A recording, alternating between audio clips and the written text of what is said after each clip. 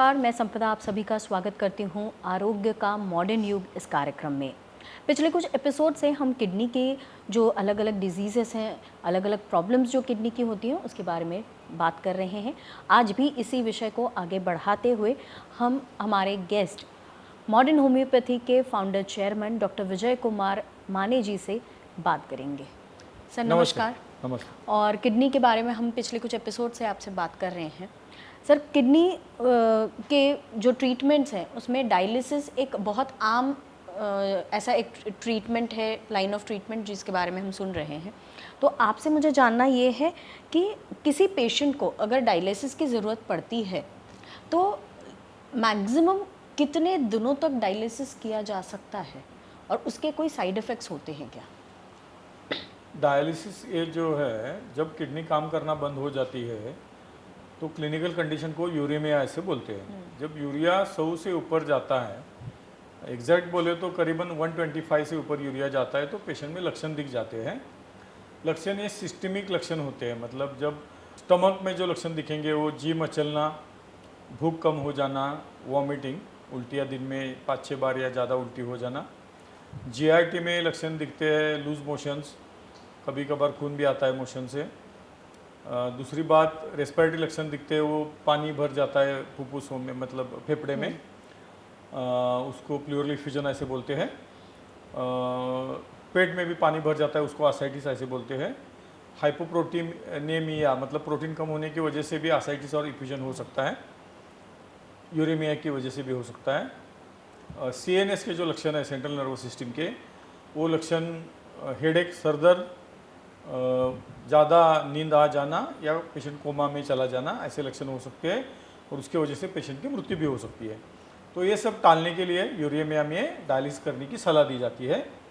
Dialysis पे बहुत बार 2 महीने से 2 साल या उससे थोड़ा सा ज़्यादा पेशेंट जी सकते हैं, ऐसे मैंने देखा है पिछले 29 साल में। कन्वेंशनल लोग बताते हैं कि डायलिसिस पे ज़्यादा पेशेंट जीता है, लेकिन मेरा तजुर्बा ऐसा है कि डायलिसिस करने के बाद जो एक फंक्शन तो किडनी का बंद हुआ था कि यूरिया बाहर निकलना, मतलब पॉइजन बाहर निकलना, तो वो फंक्शन तो बंद ही हुआ होता है, इसलिए डायलिसिस करने की सलाह दी जाती है।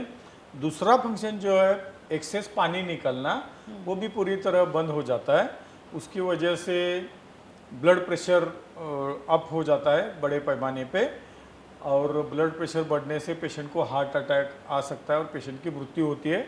ऐसे मैंने देखा है, ऐसे बहुत से पेशेंट देखे मैंने। सर, कभी ऐसा होता है या ऐसी कोई पॉसिबिलिटी है कि पेशेंट को डायलिसिस की ज़रूरत पड़े और कुछ दिनों तक डायलिसिस करने के बाद या वो ट्रीटमेंट कंप्लीट करने के बाद सब नॉर्मल हो जाए लाइफ, ऐसा पॉसिबल? ऐसा practically and stage renal disease में पॉसिबल नहीं है, मतलब कन्वेंशनल ट्रीटमेंट। लेकिन मॉडर्न होम्योपैथी के ट्रीटमेंट से ऐसा हो चुका है बहुत से पेशेंट में, जिनमें डायलिसिस जो लोग करते थे हफ्ते में 2 या 3 बार, ऐसे लोगों का डायलिसिस काफ़ी सालों से बंद है। ऐसे बहुत से लोग हैं अपने पास और उनके रिपोर्ट भी सब कुछ नॉर्मल आया है। उनका यूरिया नॉर्मल है, क्रिएटिनिन नॉर्मल है, हीमोग्लोबिन बढ़ गया है मतलब नॉर्मल है, प्लेटलेट नॉर्मल है, पेट में पानी नहीं भरता, यूरिमिया की कोई लक्षण नहीं है क्योंकि यूरिया नॉर्मल है। तो लोगों का डायलिसिस बंद हो सकता है, ये मॉडर्न होम्योपैथी के ट्रीटमेंट से सिद्ध हो चुका है। बहुत साल से हमारे पास पेशेंट है जिनका डायलिसिस बंद है काफ़ी समय से, लोगों की रिपोर्ट भी नॉर्मल है। बहुत से लोगों में हमारी ट्रीटमेंट भी बंद हो चुकी है, कुछ लोगों में ट्रीटमेंट शुरू है।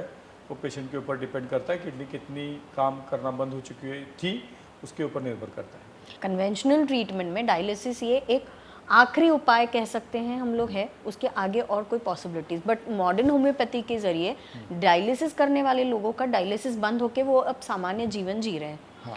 तो मुझे पूछना आपसे ये है कि कन्वेंशनल ट्रीटमेंट और मॉडर्न होम्योपैथी ट्रीटमेंट तो किडनी की ही है, तो क्या ऐसा डिफरेंस है कि जहां डायलिसिस बंद होके एक सामान्य जीवन पेशेंट जी सकता है? इसका मतलब ऐसा है कि किडनी जो बाकी है बची कुची, वो भी काम करना मॉडर्न होम्योपैथी से शुरू कर सकती है, करती है, और रीजनरेशन होता है। क्योंकि अगर रीजनरेशन ना होता तो हीमोग्लोबिन ना बढ़ता जी। प्लेटलेट नॉर्मल नहीं आते, पेट का पानी नहीं चला जाता, प्रोटीनियमिया जो हाइपोप्रोटीनियमिया है प्रोटीन लॉस की वजह से वो चला नहीं जाता, क्रिएटिन नॉर्मल नहीं आता, यूरिया नॉर्मल नहीं आता और पेशेंट नॉर्मल नहीं जी सकता। तो ये सब कुछ होता है, इसका मतलब किडनी रीजनरेट होती है, ऐसा मेरा मानना है, तब ही पेशेंट का डायलिसिस बंद हो सकता है। और ये पिछले 29 साल से हम ट्रीटमेंट कर रहे हैं, करीबन 20 साल से मेरा ये तजुर्बा है कि बहुत से लोगों का डायलिसिस बंद हो चुका है। तो ये मॉडर्न होम्योपैथी की ट्रीटमेंट है। कन्वेंशनल ट्रीटमेंट में एंड स्टेज रीनल डिसीज में किडनी रिवाइव होने के लिए कोई ट्रीटमेंट नहीं है। जो कुछ ड्रग्स है वो वैसे काम नहीं करते, इसलिए उनका आखिरी हथियार है डायलिसिस करना पेशेंट की जान बचाने के लिए।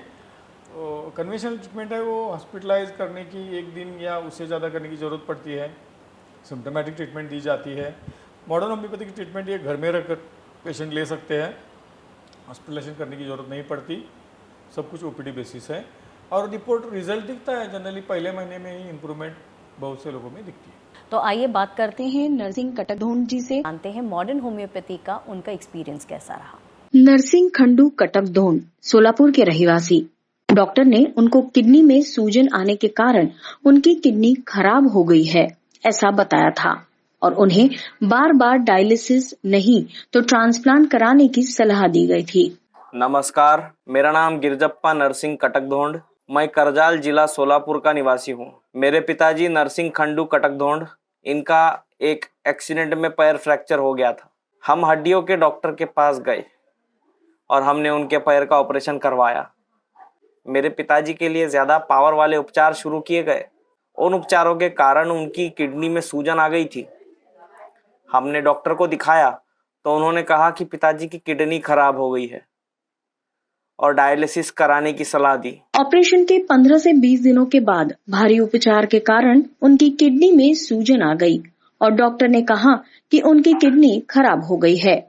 तब उनका क्रिएटिनिन लेवल 5.50 से 6 इतना बढ़ गया था और उनको डायलिसिस करने की सलाह दी।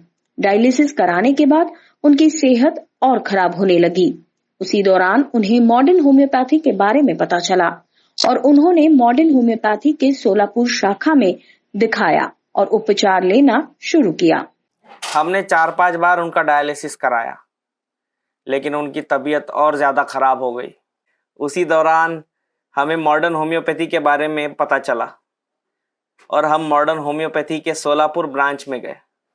मॉडर्न होम्योपैथी के डॉक्टर विजय कुमार माने सर के मार्गदर्शन से उपचार शुरू किए। डॉक्टर्स ने जैसे ही बताया था हमने वैसे ही दवाइयाँ ली।